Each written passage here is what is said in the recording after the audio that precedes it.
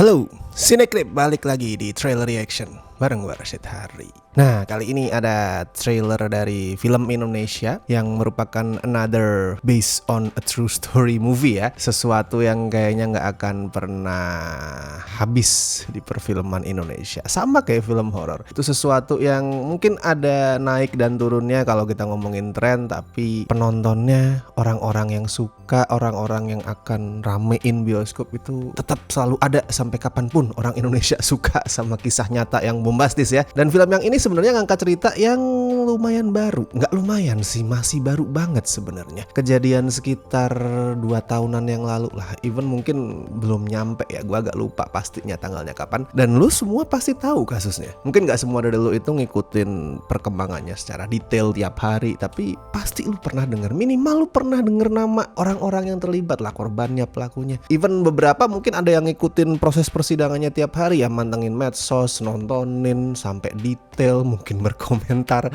Gue yakin banyak yang ngelakuin itu. Yaitu ada kasus penganiayaan ke David Ozora ya, yang waktu itu dilakuin sama Mario Dendi. Itu gue masih inget kayak feels like yesterday. Kayak setiap hari isinya adalah kasus itu di medsos, persidangannya. Ya nggak kaget ya kalau kemudian dia diangkat jadi film yang akan gue tonton trailernya kali ini, yaitu yang berjudul sangat bombastis, Ozora, penganiayaan brutal penguasa Jaksel.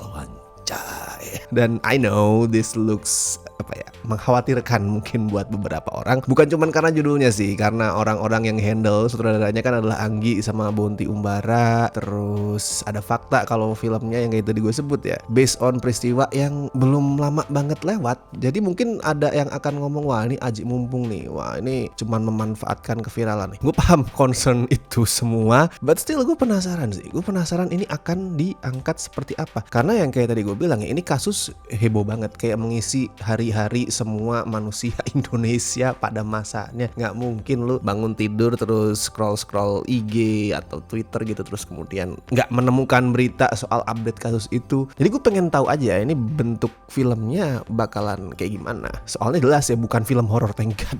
Untunglah ini bukan dibikin jadi kayak film horor si David Ozora itu lagi koma terus dibikin kerasukan. Untung bukan itu, at least bukan itu. Sama yang bikin gue pengen nonton sebenarnya juga ini. Sebenarnya kasus penganiayaan itu kan punya banyak poin penting untuk dibahas tuh. Kalau lu ngikutin dari awal sampai akhir tuh kayak semua hal yang keliru di Indonesia ada di kasus itu. Dari soal bullying lah, soal anak tajir yang pakai duit orang tuanya, of course ya tajirnya. Tajir terus belagu ngerasa bisa get away with anything, bisa bebas dari apapun. Terus ada soal penyalahgunaan uang dan kekuasaan, soal korupsi akhirnya juga ke bawah-bawah. Everything that is wrong about our country kayak semua dirangkum di kasus itu. Makanya gue penasaran ini perspektifnya, pendekatannya, bentuknya filmnya bakal kayak gimana. So mari kita tonton ya trailer untuk Ozora, susah banget sih, penganiayaan brutal penguasa Jaksel. 20 Februari 2023, hari yang ditentukan untuk saya, di mana saya hampir kehilangan anak saya. Oh iya, gue inget itu. Aduh, biadab. Gue inget yang hebohkan waktu itu karena dia selebrasi kayak CR7 ya, anjing lah orang, goblok. Kristalino David Ozora. Asyhadu alla ilaha illallah. Yakin sama pilihan kamu? Aku milih. Oh dia mualaf ya? Gue jujur nggak tahu. Ini jalan yang terbaik buat aku, Pak. Oh oke. Oke, gue nggak tahu. Kangen kakak, Pak. Kakak bakalan bisa balik lagi nggak ke sini?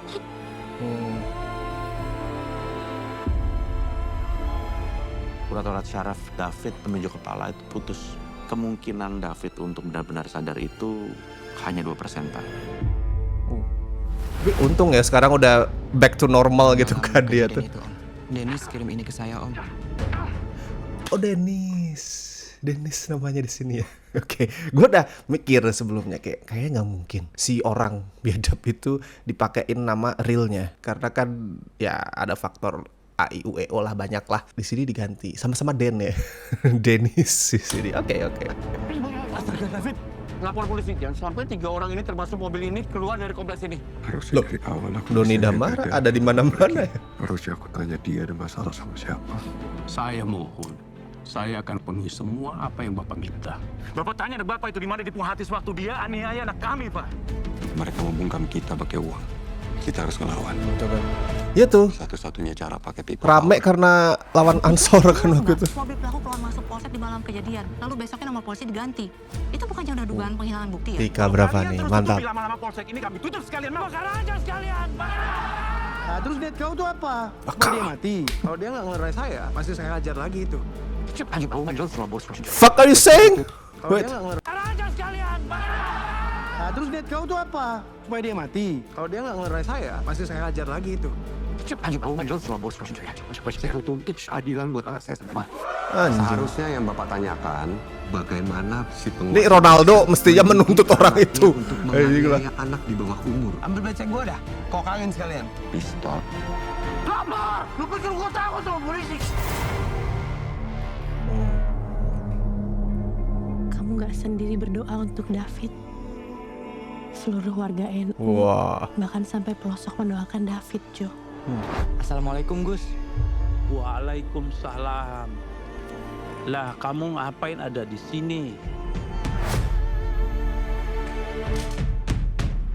Fuck was that? Iya gue ingat waktu itu ada berita memang cerita gitu soal gimana si David sempet mimpi. Gue ingat itu memang pernah baca. Dia mimpi pada saat lagi koma ya, ketemu sama Gus Dur. Dan gue paham kenapa part itu dimasukin di film ini. Setelah gue pikir-pikir sebentar tadi, gue paham. I mean itu Gus Dur, seorang Gus Dur. Jangankan orang NU deh, orang biasa kayak gue gini misalkan kayak kita lah tidur mimpi ketemu Gus Dur itu kan kayak that's such a big thing. Kayak beliau bukan orang sembarangan, almarhum bukan orang sembarangan. Salah satu orang terbaik yang pernah dipunya Indonesia gitulah simpelnya. Gue paham kenapa itu dimasukin. Gue juga kalau misalkan dimimpiin Gus Dur terus dibikinin film soal gue pengen part itu masuk. Gue paham. Concern gue cuman di penggambarannya based on trailer itu ya, which is nggak tahu nanti endingnya seperti apa. Tapi based on yang gue lihat di trailer tadi sih visual efeknya tuh kayak a bit too much, a bit cheesy sebenarnya.